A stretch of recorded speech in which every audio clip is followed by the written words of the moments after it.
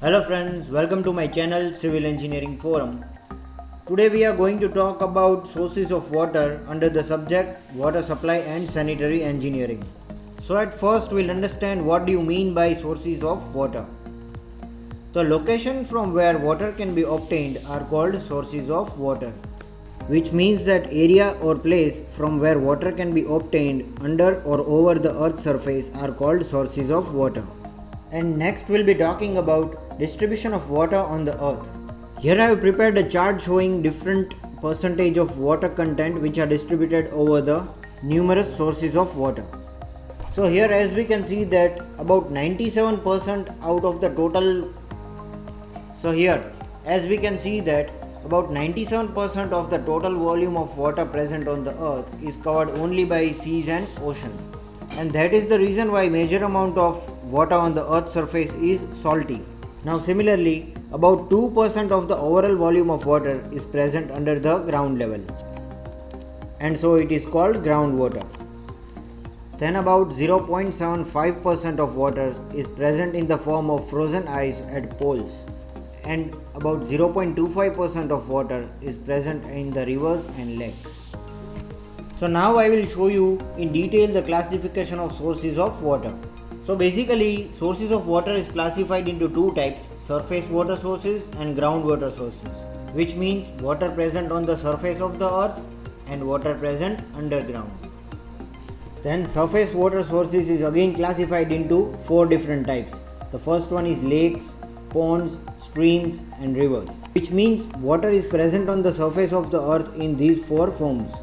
Then if we talk about groundwater sources, water is present under the ground in form of infiltration well, infiltration gallery, springs and wells, where again wells are classified into four different types, that is open well, tube well, artesian well and French well.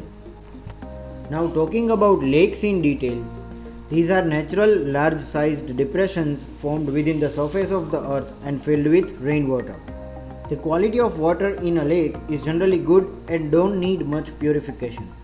Then second one is ponds. Ponds are also natural inland depressions filled with rainwater but are small and shallow water bodies compared to lake. Then streams. So streams are formed by small amount of water running down the hills joining the rivers or lakes. The quantity of water running in the streams is very small and sometimes streams may even go dry. Then comes rivers. When number of streams combine together, a river is formed, which is the most important source of water for public water supply schemes. Then after there are even man-made surface water sources known as storage reservoirs.